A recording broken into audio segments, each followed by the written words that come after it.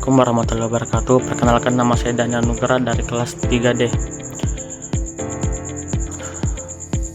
Pelayanan tata laksana. Pentingnya tata laksana dalam menciptakan pelayanan yang efisien, efektif, dan transparan. Pelayanan tata laksana adalah proses pengelolaan dan penyelenggaraan pelayanan publik yang mencakup semua aspek, mulai dari perencanaan, pelaksanaan, hingga evaluasi pelayanan kepada masyarakat. Tujuan pelayanan tata laksana: meningkatkan kualitas pelayanan, efisiensi dan efektivitas, transparansi dan akuntabilitas, peningkatan kepuasan masyarakat. Prinsip pelayanan tata laksana: transparansi, proses pelayanan yang terbuka dan mudah dipahami oleh masyarakat. Akuntabilitas, setiap tindakan dan keputusan dalam pelayanan dapat dipertanggungjawabkan. Responsivitas, mampu menjawab kebutuhan masyarakat dengan cepat dan tepat. Efisiensi, penggunaan sumber daya secara optimal tanpa pemborosan. Komponen tata laksana pelayanan: 1. Proses pelayanan.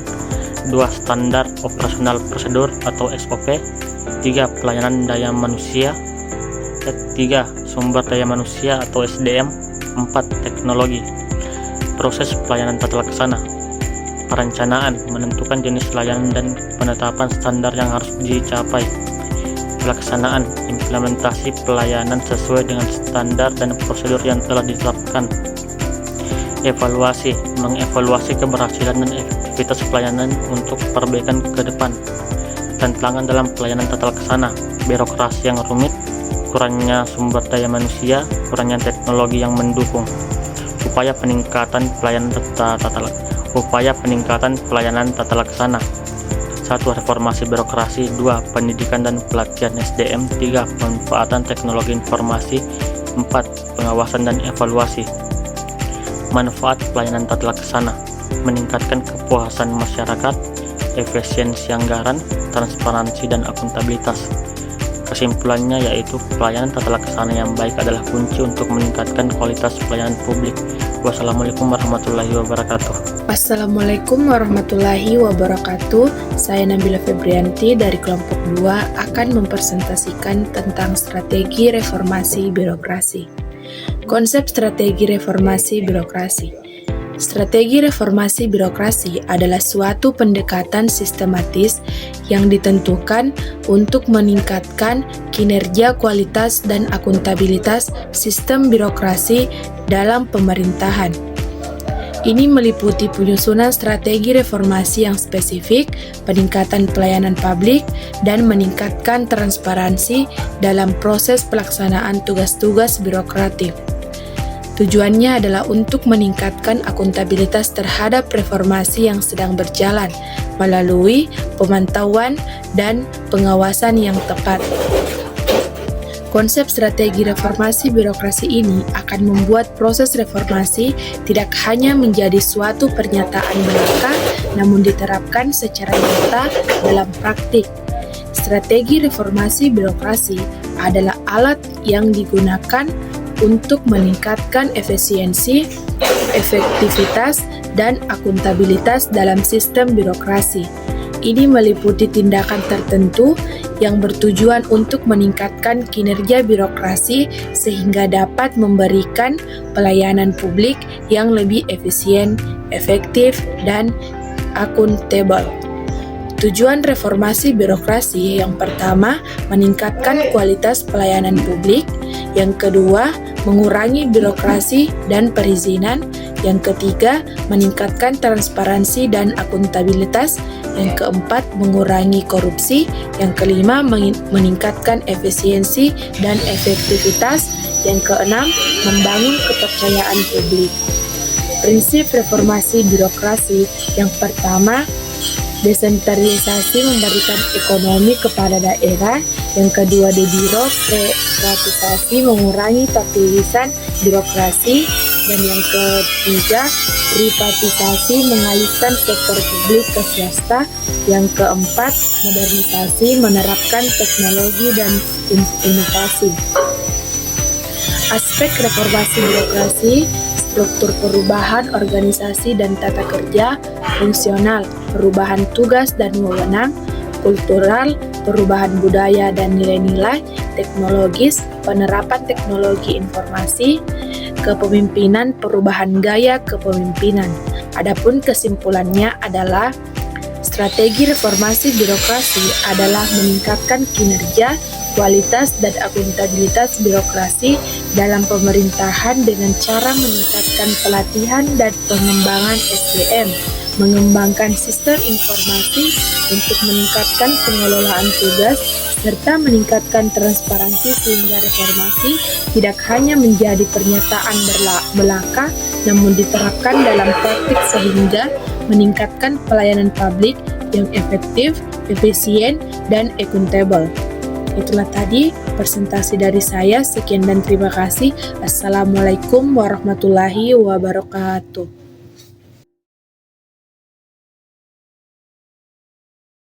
Baik, saya akan menjelaskan penataan SDM aparatur. SDM aparatur memiliki peran strategis dalam mendukung pelayanan publik yang berkualitas, namun terdapat tantangan utama seperti kinerja, kompetensi, ketimpangan distribusi antar wilayah, dan kebutuhan adaptasi terhadap perkembangan teknologi. Penataan SDM diperlukan untuk menjawab tantangan ini dan meningkatkan kinerja aparatur. Penataan SDM bertujuan untuk menciptakan aparatur yang profesional, yaitu memiliki kompetensi sesuai kebutuhan dan mampu bekerja secara efisiensi. Dengan SDM yang tertata baik, pelayanan publik dapat menjadi lebih responsif terhadap kebutuhan masyarakat, inovatif dalam menghadapi tantangan, dan berkontribusi pada peningkatan kualitas pemerintahan. Strategis utama penataan SDM yaitu 1. Perencanaan kebutuhan, mengidentifikasi kebutuhan SDM berdasarkan analisis jabatan dan beban kerja untuk memastikan distribusi yang tepat. 2. Rekrumen berbasis merit, seleksi SDM yang adil, transparan, berdasarkan kompetensi dan kinerja, bukan faktor-faktor non-objektif. 3. Pengembangan kapasitas, memberikan pelatihan dan memanfaatkan teknologi untuk meningkatkan kompetensi aparatur secara berkelanjutan. 4. Evaluasi kinerja, menyusun sistem penelitian yang objektif dan transparan untuk mengukur hasil kinerja serta meningkatkan akuntabilitas tersebut. Adapun langkah-langkah implementasi: 1. Kebijakan dan regulasi, menyusun aturan yang mendukung penataan SDM secara sistematis. 2. Digitalisasi sistem SDM, mengintegrasikan teknologi untuk manajemenkan data. Pengembangan kompetensi. 3. Evaluasi berkala, melakukan peninjauan rutin terhadap kinerja dan efektif program penataan. Dampak yang diharapkan pelayanan publik lebih berkualitas, masyarakat mendapatkan layanan yang cepat, tepat, dan sesuai kebutuhan. Efisiensi kerja, penggunaan sumber daya manusia dan yang optimal, meningkatkan produktif dan kepuasan masyarakat. Baik, itulah tadi penjelasan dari saya tentang penataan SDM aparatur. Terima kasih. Assalamualaikum warahmatullahi wabarakatuh. Yang terhormat Bapak Andi Muhammad Ishak Ismail, SAP, MAP, selaku dosen pengampu mata kuliah Reformasi Birokrasi. Perkenalkan, nama saya Nur Intang, kelas 3D, NIM 2023-11055. Terima kasih atas kesempatan yang telah diberikan kepada saya untuk menjelaskan sedikit tentang ruang lingkup reformasi birokrasi. Latar belakang birokrasi di Indonesia, baik di tingkat pusat maupun di tingkat daerah, sepanjang Orde Baru kerap mendapatkan sorotan dan kritik yang tajam karena perilakunya tidak sesuai dengan tugas yang diembannya sebagai pelayan masyarakat. sehingga apabila orang berbicara tentang birokrasi selalu berkonotasi negatif. Birokrasi adalah lamban, berbelit-belit, menghalangi kemajuan, cenderung memperlihatkan prosedur dibandingkan substansi dan tidak efisien. Pengertian reformasi birokrasi. Reformasi adalah proses perubahan atau perbaikan terhadap sistem, struktur, atau kebijakan yang ada untuk menciptakan kondisi yang lebih baik. Reformasi biasanya dilakukan untuk berbagai bidang seperti politik, ekonomi, hukum, pendidikan, dan pemerintahan, dengan tujuan untuk meningkatkan efisiensi, transparansi, dan keadilan dalam sistem yang reformasi. Reformasi birokrasi adalah proses perbaikan dan perubahan sistem administrasi pemerintah untuk menciptakan birokrasi yang lebih efisien, efektif, transparan, akuntabel, dan responsif terhadap kebutuhan masyarakat. Tujuan utama dari reformasi birokrasi adalah meningkatkan kinerja aparatur negara, memperbaiki kualitas pelayanan publik, serta membangun kepercayaan masyarakat terhadap pemerintah. Ruang lingkup informasi dalam birokrasi.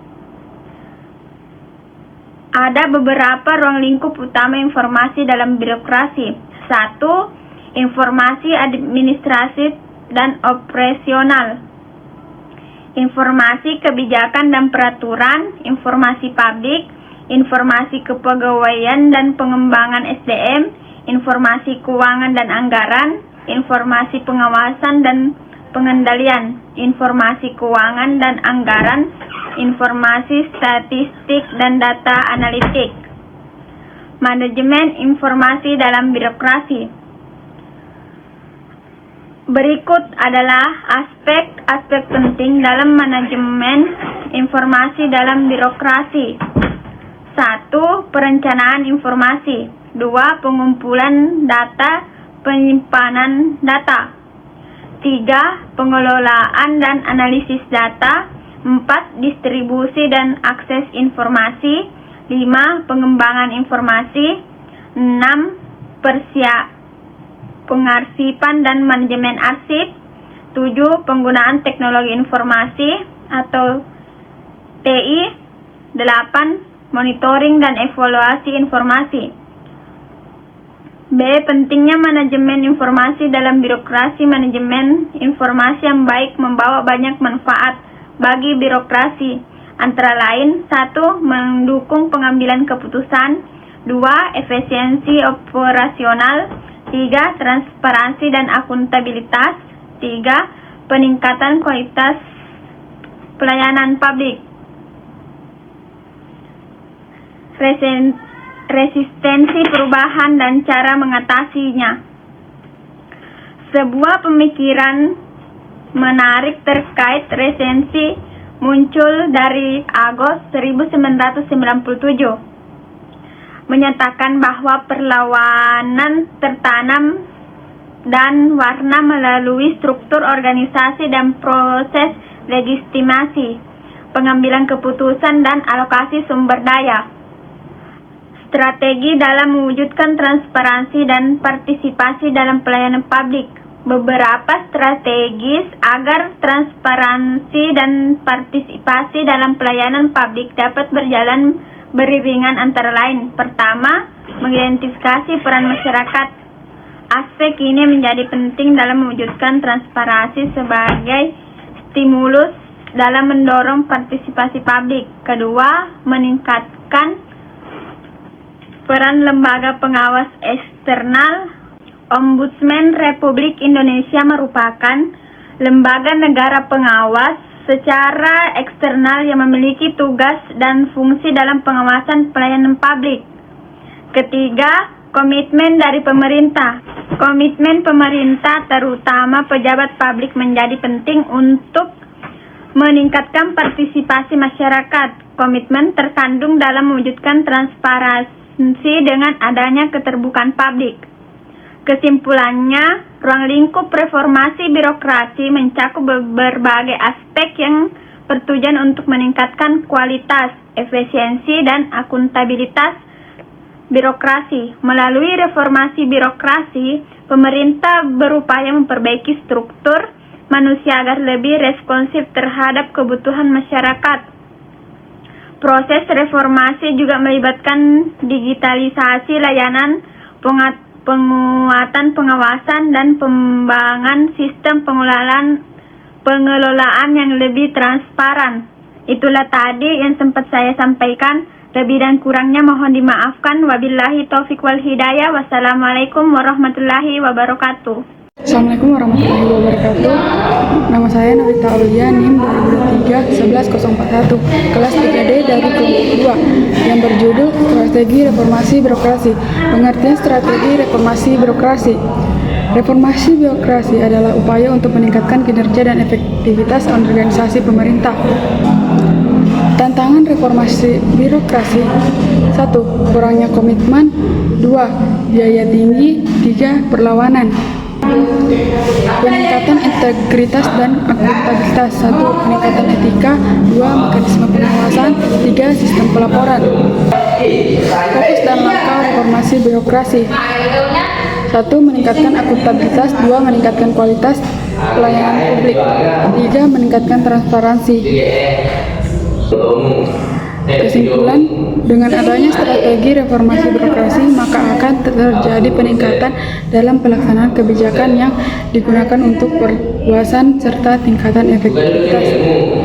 Sekian dari saya. Assalamualaikum warahmatullahi wabarakatuh. Assalamualaikum warahmatullahi wabarakatuh. Saya Fida Astuti Ramadhani, NIM 2023-11042, semester 3D dari kelompok 3 yang berjudul Kebijakan Sasaran Reformasi Birokrasi. Kebijakan sasaran reformasi birokrasi adalah upaya untuk meningkatkan kinerja efektivitas pemerintahan. Hal ini dilakukan melalui berbagai kebijakan yang bertujuan untuk meningkatkan akuntabilitas, transparansi, dan efisiensi. Latar belakang reformasi birokrasi: yang pertama, kesenjangan pelayanan; yang kedua, keterlambatan pengambilan keputusan; yang ketiga, kurangnya transparansi. Tujuan reformasi birokrasi: yang pertama, meningkatkan kualitas pelayanan publik; 2. Meningkatkan akuntabilitas dan transparansi; 3. Meningkatkan efisiensi dan efektivitas. Strategi pencapaian sasaran reformasi birokrasi: yang pertama, perencanaan strategi membuat rencana jangka panjang; yang kedua, memberikan pelatihan dan pengembangan; yang ketiga, menerapkan teknologi informasi; yang keempat, pengembangan budaya profesionalitas. Kesimpulannya, reformasi birokrasi bertujuan untuk menciptakan pemerintahan yang profesional dan birokrasi yang bebas dari KKN. Sekian dari saya. Assalamualaikum warahmatullahi wabarakatuh. Bismillahirrahmanirrahim. Assalamualaikum warahmatullahi wabarakatuh. Perkenalkan, nama saya Mega Fareski, NIM 2023-11057. Baik, saya akan membawakan materi yang berjudul Ruang Lingkup Reformasi Birokrasi. Langsung saja ke materi. A. Pengertian reformasi birokrasi. Reformasi adalah proses perubahan atau perbaikan terhadap sistem, struktur, kebijakan yang ada untuk menciptakan kondisi yang lebih baik. Reformasi biasanya dilakukan dalam berbagai bidang seperti politik, ekonomi, hukum, pendidikan, dan pemerintahan dengan tujuan untuk meningkatkan efisiensi, transparansi, dan keadilan dalam sistem yang direformasi. 2. Birokrasi adalah suatu sistem atau struktur organisasi yang diatur dengan ketat oleh aturan, prosedur, dan hierarki tertentu untuk memastikan efektivitas dan konsistensi dalam pelaksanaan tugas dan kewenangan. 3. Reformasi birokrasi adalah proses perbaikan dan perubahan sistem administrasi pemerintah untuk menciptakan birokrasi yang lebih efisien, efektif, transparan, akuntabel, dan responsif terhadap kebutuhan masyarakat. Tujuan utama dari reformasi birokrasi adalah meningkatkan kinerja aparatur negara, memperbaiki kualitas pelayanan publik, serta membangun kepercayaan masyarakat terhadap pemerintah. B. Ruang lingkup informasi dalam birokrasi. Berikut adalah beberapa ruang lingkup utama informasi dalam birokrasi: informasi administratif dan operasional, informasi kebijakan dan peraturan, informasi publik, informasi kepegawaian dan pengembangan SDM, informasi keuangan dan anggaran, informasi pengawasan dan pengendalian, informasi keuangan dan anggaran, informasi statistik dan data analitik. C. Manajemen informasi dalam birokrasi. A. Berikut adalah aspek-aspek penting dalam manajemen informasi dalam birokrasi. 1. Perencanaan informasi. 2. Pengumpulan dan penyimpangan data. 3. Pengelolaan dan analisis data. 4. Distribusi dan akses informasi. 5. Pengamanan informasi. 6. Pengarsipan dan manajemen arsip. 7. Penggunaan teknologi informasi atau TI. 8. Monitoring dan evaluasi informasi. B. Pentingnya manajemen informasi dalam birokrasi. Manajemen informasi yang baik membawa banyak manfaat bagi birokrasi, antara lain: 1. Mendukung pengambilan keputusan. 2. Efisiensi operasional. 3. Transparansi dan akuntabilitas. 4. Peningkatan kualitas pelayanan publik. D. Resistensi perubahan dan cara mengatasi. Buah pemikiran menarik terkait resistensi muncul dari karo perlawanan yang dilembagakan terhadap perubahan organisasi, menyatakan bahwa perlawanan tertanam dan warna melalui struktur organisasi dan proses legitimasi pengambilan keputusan dan alokasi sumber daya. E. Strategi dalam mewujudkan transparansi dan partisipasi dalam pelayanan publik. Beberapa strategi agar transparansi dan partisipasi dalam PELA dapat berjalan beriringi, antara lain: pertama, mengidentifikasi peran masyarakat. Aspek ini menjadi penting dalam mewujudkan transparansi sebagai stimulus dalam mendorong partisipasi publik. Kedua, meningkatkan peran lembaga pengawasan eksternal. Ketiga, komitmen dari pemerintah. Kesimpulan: ruang lingkup reformasi birokrasi mencakup berbagai aspek yang bertujuan untuk meningkatkan kualitas, efisiensi, dan akuntabilitas birokrasi. Melalui reformasi birokrasi, pemerintah berupaya memperbaiki struktur organisasi, prosedur kerja, serta meningkatkan kompetensi sumber daya manusia agar lebih responsif terhadap kebutuhan masyarakat. Proses ini reformasi juga melibatkan digitalisasi layanan, penguatan pengawasan, dan pengembangan sistem pengelolaan yang lebih transparan. Itulah materi yang sempat saya bawakan, kurang dan lebihnya mohon dimaafkan. Wassalamualaikum warahmatullahi wabarakatuh. Bismillahirrahmanirrahim. Assalamualaikum warahmatullahi wabarakatuh. Perkenalkan, nama saya Tri Astuti, NIM 20231108, kelas D. Terima kasih kepada Bapak Andi Muhammad Ishak Ismail, SAP, MAP, atas kesempatan yang diberikan kepada saya untuk menjelaskan sebuah materi yang berjudul Penataan Peraturan Perundang-undangan. Reformasi birokrasi adalah upaya untuk meningkatkan kinerja dan efektivitas penyelenggaraan pemerintahan. Salah satu pilar penting dalam reformasi birokrasi adalah penataan peraturan perundang-undangan. Tujuannya adalah untuk menciptakan sistem hukum yang lebih baik, efisien, dan responsif terhadap kebutuhan masyarakat. Tujuan utama penataan peraturan perundang-undangan: 1. Menurunkan tumpang tindih dan disharmonisasi peraturan, yaitu dengan menyelaraskan dan menyederhanakan peraturan yang ada. 2. Meningkatkan efektivitas pengelolaan peraturan, yaitu dengan merumuskan peraturan dengan jelas, terstruktur, dan mudah dipahami. Strategi penataan peraturan perundang-undangan: 1. Pemetaan peraturan, meliputi identifikasi peraturan, analisis isi, dan evaluasi efektivitas peraturan. 2. Harmonisasi dan revisi peraturan yang tumpang tindih dan tidak konsisten. Proses ini melibatkan pembahasan dan negosiasi untuk mencapai kesepakatan terkait isi dan bentuk peraturan yang baru. 3. Internalisasi dan sosialisasi kepada semua pihak terkait. Proses ini bertujuan untuk memastikan bahwa semua pihak memahami dan menerapkan peraturan yang baru dengan benar. 4. Penyusunan peraturan pelaksanaan. Penyusunan peraturan pelaksanaan ini untuk mengimplementasikan peraturan perundang-undangan tingkat atas. 5. Monitoring dan evaluasi.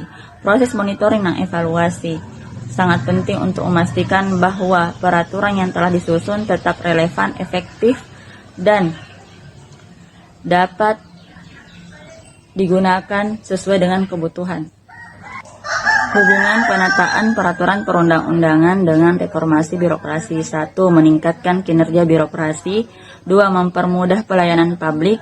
3. Meningkatkan akuntabilitas. Dan 4. Memperkuat penegakan hukum.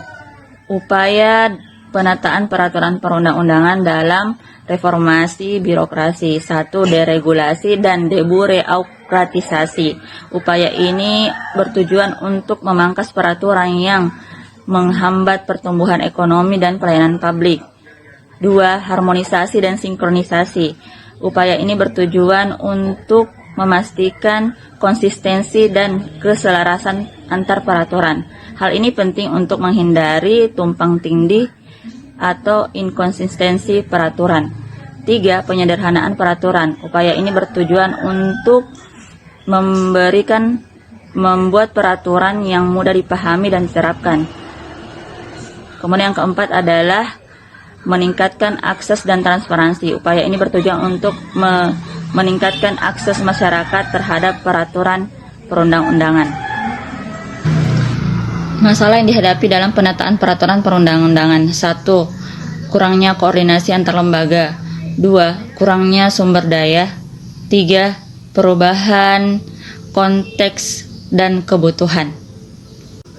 Jadi kesimpulannya adalah penataan peraturan perundang-undangan merupakan bagian integral dari reformasi birokrasi. Dengan melaksanakan penataan yang komprehensif dan berkelanjutan, maka sistem hukum di Indonesia akan lebih baik, efisien, dan responsif terhadap kebutuhan masyarakat. Hal ini akan mendukung terwujudnya tata kelola pemerintahan yang baik dan efektif. Sekian yang dapat saya sampaikan, lebih dan kurangnya mohon dimaafkan. Assalamualaikum warahmatullahi wabarakatuh.